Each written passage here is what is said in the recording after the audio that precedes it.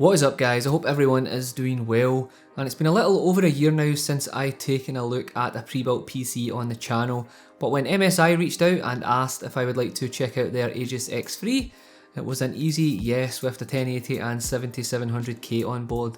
I definitely wanted to see how it performed. So just before all you keyboard warriors start hitting that comment section up about how cheaper it is to build your own PC, save yourself a toxic comment from me, especially on a Sunday. I don't want to be using profanity on a Sunday, so just forget about it. We all know it's cheaper to build a PC yourself. So obviously I went ahead and priced all the parts up on PC Part Picker, and if you go ahead and buy the Aegis 3, compared to building a PC yourself with the same components, it's going to cost you about £400 more. But obviously you are getting everything done for you, so let's see if the £2,400 price tag is justified. So the first thoughts I had when I took this out of the box is how the hell have they managed to fit all that stuff inside this case? It truly is tiny and weighs under 10 kilograms, making it super portable. So if you like LAN parties or just like to take your PC round to your friends to show off VR etc, then that's going to be a massive bonus for you.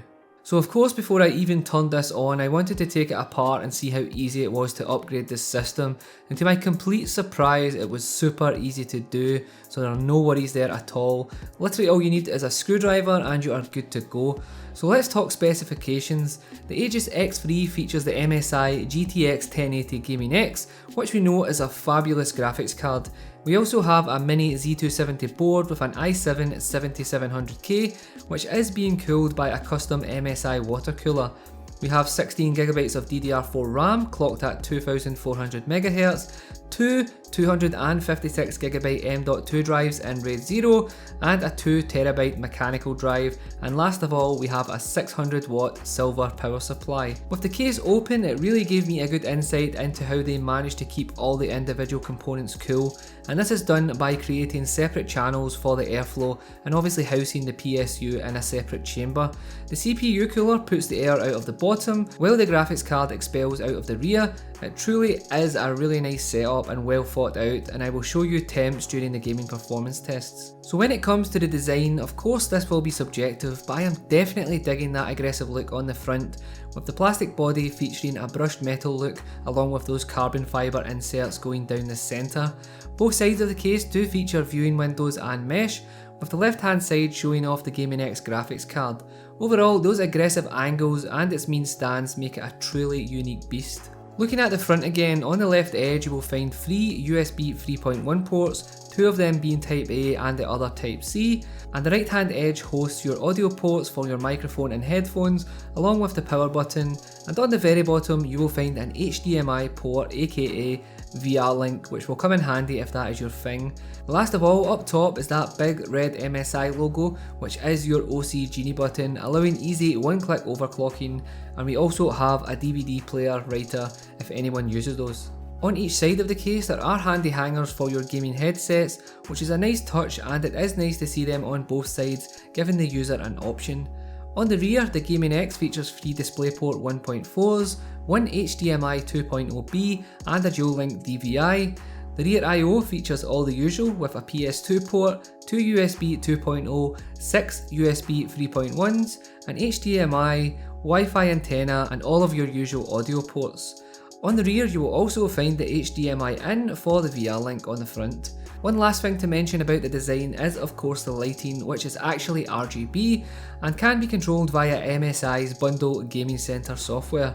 As it's RGB, you can go ahead and set this up however you wish, and there are even several different lighting zones that you can go ahead and customize individually if you wish. As expected, you can also apply all of those effects that we have seen many times before to achieve the look you are after, or you can just be plain boring and turn it all off if you wish. Okay, so enough of the boring stuff, let's see how this actually performs when it comes to gaming and benchmark testing. So to start things off, I ran Firestrike Extreme and it gave us a respectable score of 9,342 with a graphics score of 10,069, so not too terrible at all. Moving on to the Heaven benchmark, I set the resolution at 1440p with the Ultra preset and set the tessellation to Extreme, and we got a score of 2,270 with an average FPS of 90.1, so again a great score. but these are generic benchmarks, and of course, in real life, all that matters is how does this play games, so let's check that out. So loading up GTA 5, for the settings we ran the game at 1440p with the MSI Aegis X3 and everything else at the highest possible settings with shadows set to softest. While playing the game averaged a frame rate of around 98 FPS, so definitely nothing to worry about here, everything ran nice and smooth, so if you like GTA 5 then you will definitely be happy with this. Hopping on to Battlefield 1, again we ran this at 1440p, enabled DX12 and went with the Ultra preset. Battlefield 1 is a hard game to benchmark as every map is so different and thus gives different results, but for the main I was seeing the FPS in the high 70s averaging around 78, so overall super playable and enjoyable experience at the highest settings. So last up, one of my favourite titles of course is Overwatch, so I hopped on and set the resolution at 1440p and went with epic settings. As expected, the Aegis had no trouble playing this game at all and averaged around 80 FPS mark with little trouble. Okay, so as you can see the X3 performs extremely well and is certainly no chump when it comes to gaming. My main concern for this system was of course how high the temps would be on the GPU and CPU, considering it is such a small package. But to my surprise, during gaming and benchmarks, temperatures were in the high 60s, which was absolutely fine, and the highest temperatures that I did see were around 73 degrees, and that was when I was playing Battlefield 1, so definitely nothing to worry about there.